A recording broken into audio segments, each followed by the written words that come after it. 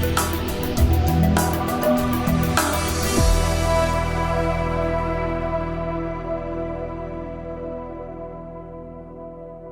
day, my name is Elfreda Jonker. I'm the Client Portfolio Manager at Alphinity Investment Management. Today I have Stephane with me. He's one of the principals as well as a portfolio manager in the domestic team. And we will be reflecting a bit on all of Stephane's travels of late. Stephane, I know you've been to many different places. Tell us, where have you been and who did you see? So I went to China, which was very interesting, where I met kind of a lot of people on the political side as well as property developers. That was just before the announcement of the stimulus, actually during the US elections, so I could see the first reactions happening there. Then I went to the US the week after in Houston, where I saw many companies involved in property development as well as energy. And then I went to Chile, as you do, to see some copper companies, and there was a side tour of a company that we have invested in, and that I wanted to kind of spend more time with management and see the assets. So quite a lot of traveling. Lots of travel, Yes. and only as you do when you're the mining and metals analyst. So let's start at the beginning of your trip in Yes. China. Your feedback has been pretty negative from a top-down macro perspective and what's happening on the ground. So let's start top-down. What were your sort of overarching thoughts? I think it's negative. I would temper that by saying it's negative if you take a commodity approach. I think as a consumer approach, it's actually more positive. When you think about the problem that China is having, it's a very different problem than what we have had in the past. What they're facing is a buyer's strike, which is causing a deflation issue. So there's a lack of confidence on the consumer side. And because of that lack of confidence, and that's really post-COVID, they have saved more money and they have not invested in property. You've had an excess of build-up in properties whilst there was a lack of purchasing, and so therefore inventory excess. The average selling price of property went down. The net wealth effect on the consumer went down, a negative reinforcing loop. And also it had an impact on the local governments, which were kind of relying on the funding of these property sales in order to pursue their activities. So a real vicious loop happening. And so this is the problem that they're facing. It's a very different one from the past. In the past, when they had to slow down, the government would build more infrastructure or build more properties. Yes. Building more properties here, when you have an excess of property, is not going to be the solution. Actually, they need to stop building for a while and creating a pause. The infrastructure, there has been activity. It is a lever that they can pull, but I think it feels it's the last lever that they want to pull. What they want to do is really lift the confidence of the consumer so that all this saving which is there is actually spent back and that there is a normality happening. So how will they do it? With different types of tools. The first one is a local government swap, which we've seen, which is basically taking the debt from all the local governments that they have accumulated and allowing them to kind of actually pay the employees, pay the arrears that they've had, and actually function again. That will, I think, have quite a significant impact on the economy, but it's not commodity intensive. There will be more announcements. So that's the first announcement we have seen. The next announcements will really come at the NPC in March. There'll be more announcements around consumer incentives, trade-in. They don't want to give a check. It's against the ideology. But what they'll do is they'll continue to give incentives to purchase. And there will be also support to families with young kids, students, unemployed people, and so on.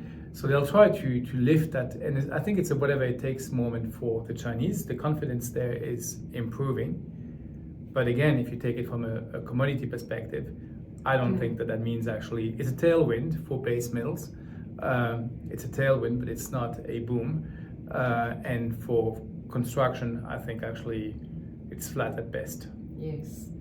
So if we dwell a little bit more and dig a bit deeper into what it really means for the underlying commodities. I know you said it's largely not necessarily a positive story, but let's look at the underlying differences. Do you have any that you think can actually look better? I remain kind of cautious on iron ore. I think that the steel production in China will be flat to slightly negative next year. We have more iron ore coming to the market. The market seems to be saying there's a floor at $100. Yes, but there will be over time progressively an excess, and you'll have to have price discovery in order to displace supply. And typically that happens through stronger kind of dips. And I think that, so I'm cautious on it, and we have a small underweight iron ore. Probably more positive on the base metals. There are more disruptions on the bauxite, which is kind of a production cap on aluminium. That's positive for aluminium, so we do like that. Copper, do like it. But short term, it has headwinds because of the stronger US dollar, the inflationary impact that we're seeing potentially in the US happening, which is reflected by the high yield.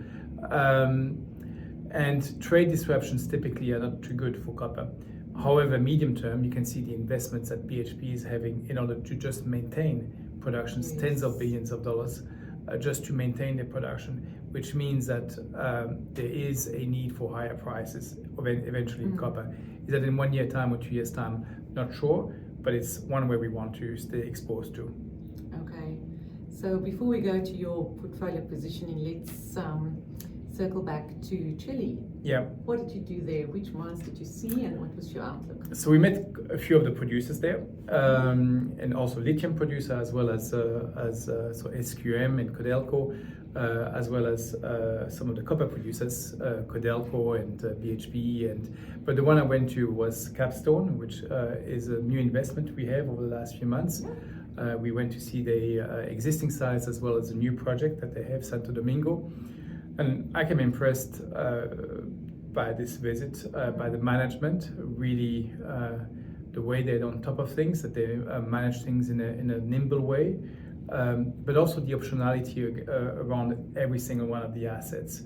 So I came back, really these visits are to be able to spend 2 days with management, be it on the flights, be it on having a drink, rather than just kind of having a one-on-one, which is kind of a different feel of it. For me, it's a big tick. The commodity itself is a bit at risk with the US dollar, but I think it's really an exposure. It's a company which goes from, most of the companies on the copper side battle to keep production flat, and these guys are going from 160,000 tons to in excess of 400,000 tons over the next 3 years. So it's a very compelling growth story in an area which is also very compelling. Chile is the biggest production hub of copper in the world.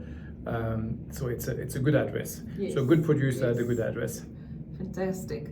So what else do you have currently, your exposure from an overall portfolio perspective? I know you're underweight, you have Capstone. Where else do you have your preference? So we do like South 32 because of the aluminium exposure. They're actually long alumina and bauxite, so that's actually kind of quite good. We have a bit of a preference of Rio over BHP because of the calendar year, I mean typically a better dividend, but also because of the aluminium side of it rather than the met coal side of it. Finally, just on the US, we have obviously heard a lot about the decline in housing activity and the impact that the higher mortgage rates had on that sector. What is your sense now? Are you seeing an improvement yet? Or no, not yet. I think the demand is pushed to the right. I met with quite a few developers. A few interesting things. The new housing supply. Actually, they are having a lot of delays in getting the municipal approvals for the land development. Used to be 6 to 12 months, now it's 12 to 18 months. In company like D.R. Horton actually thinking that the activity will only bounce back at the end of next year in only low single digits. On the R&R, repair and renovation, here too it's very much linked to the interest rates.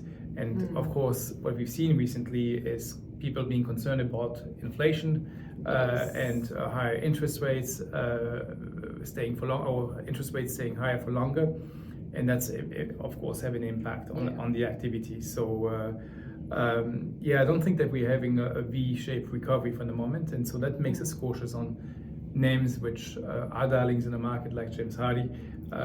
We are actually kind of not exposed because we think that there'll be a better time to buy them when actually things start having some signs of life. Fantastic. We will be looking at all the other companies with exposure to the US, I'm sure, with all the tax cuts coming. But thank you, Stephane, for sharing your insights. And for more information from Stephane, more information specifically on his trip to China and the feedback from that, please visit alphinity.com.au in the Insights section. Thank you. Thank you.